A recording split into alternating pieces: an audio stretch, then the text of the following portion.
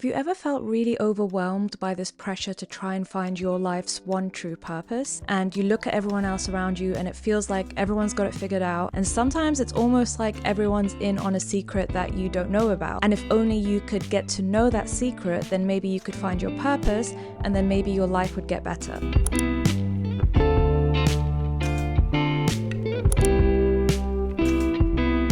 Well, in my humble opinion, I think this notion of finding your life's one true purpose is, quite frankly, bullshit.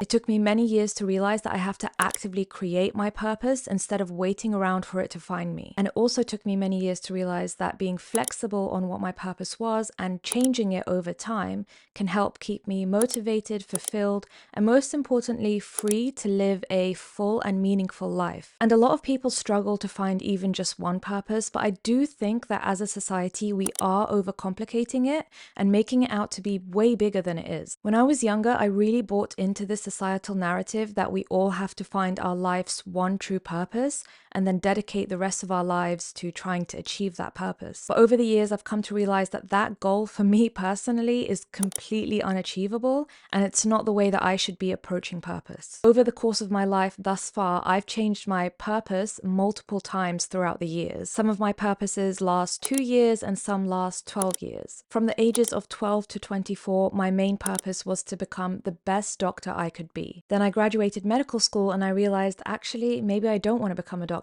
Maybe I want to do something else completely different. So I moved to Germany, and from the ages of 24 to 26, my purpose was to help the world through working in health tech startups. Then from the ages of 26 to 30, it shifted again, and my purpose became to help the world through building my own health tech startups. And now 30 onwards, the purpose is shifting again, and I'm doing something completely different. And I can honestly say hand to heart that this approach to purpose is probably one of the main things that have helped me go from really depressed and anxious in medical school to living a life that is happier than I ever thought it would be. And I do want to add a caveat. I haven't reached the goals that I want to reach. I don't make the money that I want to make. I definitely have a long way to go. I don't want to sit here and pretend I'm the most successful person in the world, but I definitely am really, really happy. And I have struggled through the years with mental health and a lot of really difficult things. And I'm not saying that every single aspect of my life has been perfect, but what I am saying is that especially when it comes to purpose, I have always felt like I'm going in the right direction. And the way that I was able to build this relationship with purpose is by doing the following things. Firstly, as I mentioned before, I shifted my mindset on purpose.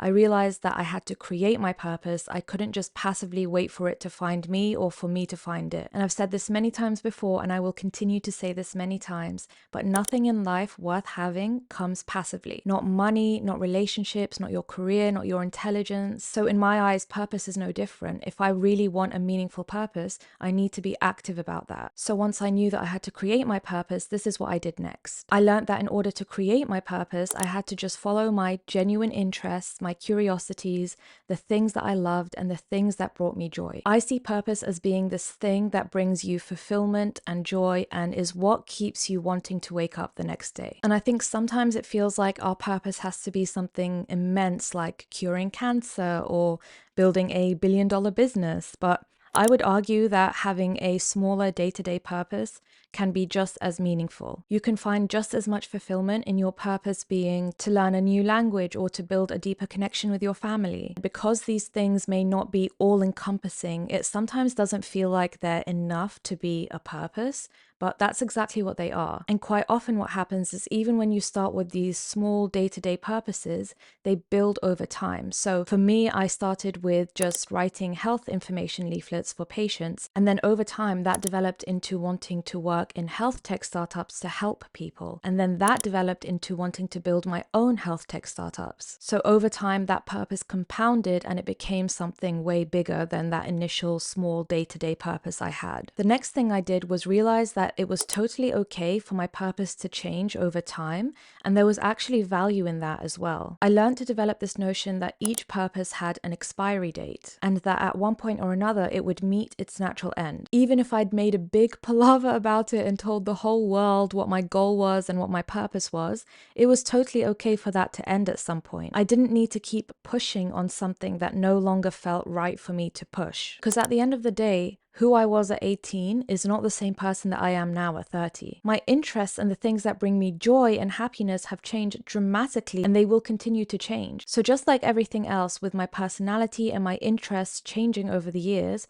why shouldn't my purpose also change over the years? And I've heard so many stories of people achieving their goal, and yes, at first you're ecstatic, but that feeling goes away much quicker than you would think. And once it's gone, sometimes people fall into a really deep depression. So to avoid that, I know that by constantly changing my purpose, knowing that they will each end and have an expiry date and that there's something coming next, keeps me interested, fulfilled, and motivated for whatever it is that comes next. My life doesn't just go up in flames once I've achieved something. I always have something else to look forward to. And the final thing that I learned was that even though I had these smaller day-to-day purposes that were keeping me going through the days, all of them were underpinned by this one greater theme that contributed to each one of those purposes. And for me, that theme was helping other people. This notion of wanting to help people acts like a cornerstone and a foundation when I'm trying to decide what to do next. If I finish with one purpose and I'm trying to look for another one, the thing that guides me the most is wanting to help other people. And if ever I'm doing something that feels out of alignment with that, then I know that I'm not going in the right direction for myself, and I can pivot and move towards something that is better for me. So if you've been struggling to find your purpose, I wonder if this perspective has shifted your mindset on it.